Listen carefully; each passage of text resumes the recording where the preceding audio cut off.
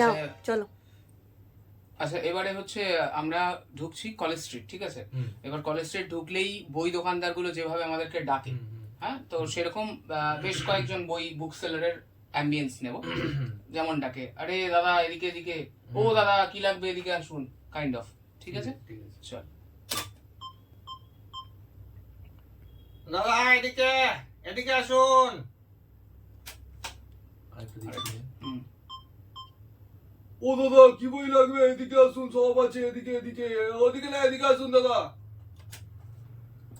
আরে ও দাদা এদিকে এদিকে এদিকে, ও দাদা এদিকে আসুন।